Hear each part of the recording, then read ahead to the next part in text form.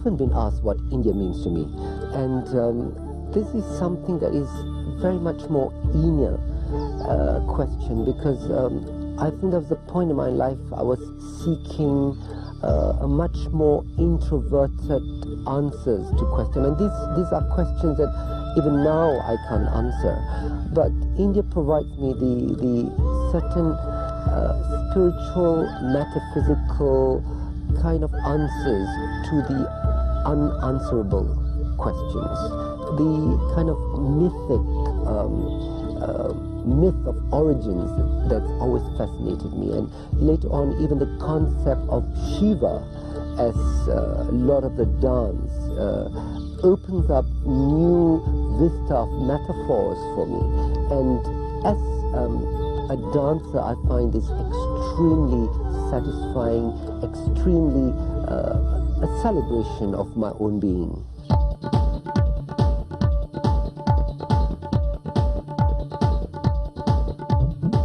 I'd known Ramli for 15 years, but watching him on this trip to India was a revelation to me, both as a friend and as a professional.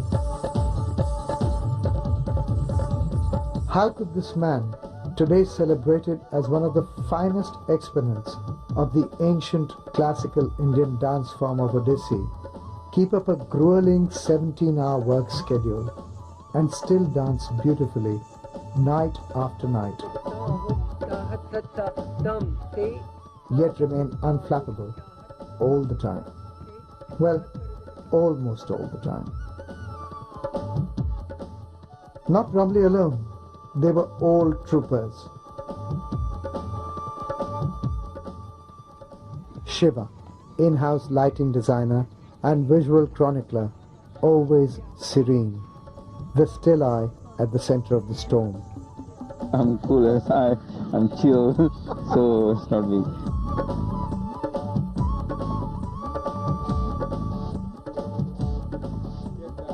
Uma, the tour manager and producer, whose job was to firefight in times of crises. Wear the saris, give it to me. How are you? We get it organized. I can take mine off now. And there were many crises.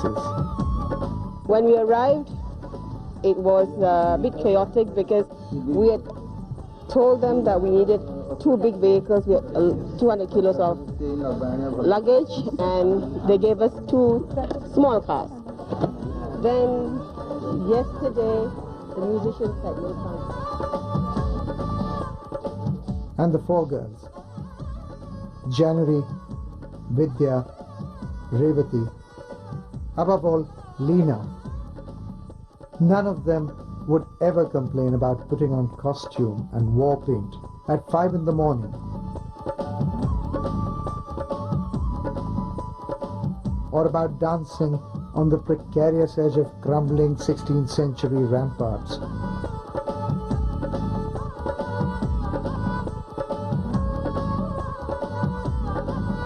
Or for that matter, on abandoned cow-dung splattered river bridges in the light of car headlights.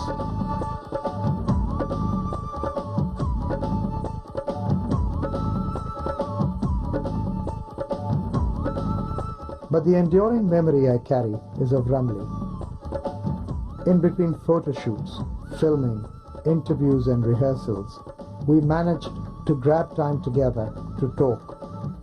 Those conversations offered me a rare insight into Ramli, the man, the dancer, the global spirit, his creative journey, along which Khajuraho would undoubtedly be a significant milestone. I was looking for a solo form that could really challenge me. As you might know, that I was already a ballet dancer, and I was a product of the Australian Ballet, and I was also working with the Sydney Dance Company, and I was simultaneously working on the Bharatanatyam technique and improving on my Bharatanatyam technique. At that time, the development of Bharatanatyam was I find very sensational. There was a period where Bharatanatyam was looking at very, I thought, very sensational tirmanams. And that didn't interest me at all. I was looking for a composition that that had a combination of expression and nritta, or pure dance, that is much more meaningful and not just playing to the galleries. I like the combination of expression and pure dance that are interlinking rather than too separate. The nritta part and the expressive part almost kind of separated like two different compartments, whereas Odissi blends that very well together.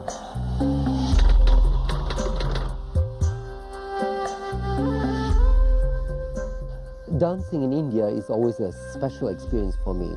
It's not just like bringing curry to Madras, but it's also the challenge of proving oneself doing Indian classical dance, because you must remember that I am a Malay Muslim doing Indian classical dance, and to a certain extent I have to be as good, if not better, than any Mutu or Sami doing Indian classical dance, and there's not that many male dancers too.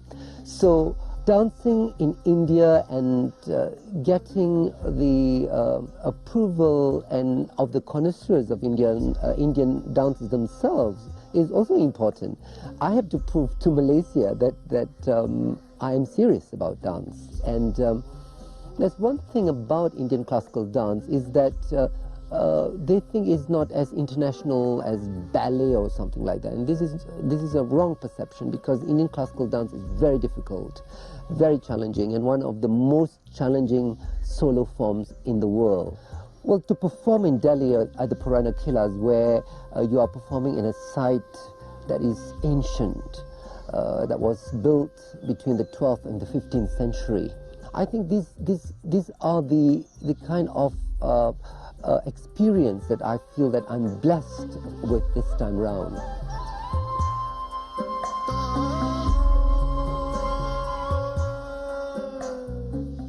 The 16th century Purana Kila in Delhi is a romantic ruin overrun by weeds, ravaged by time. But once this was the majestic seat of the Mughal Empire. This is where the hapless Mughal Emperor Humayun tumbled to his death from the steps of his library. Ramli and his dancers escaped that grim fate. It was quite a sight. Dancers swathed in silks and silver, scurrying up dodgy steps and fort walls like seasoned mountaineers at 6 in the morning. The shoot over, we all run down past the tin barricade beyond which we were officially forbidden from venturing. The sun is out, the heat is rising, and so are anxiety levels. Ramli and his dancers are waiting for Guru Durgacharan Ranbir and the musicians to arrive. The car was supposed to bring them an hour ago. Ramli is running behind schedule for rehearsals, and the tension is palpable. At last the cars arrive.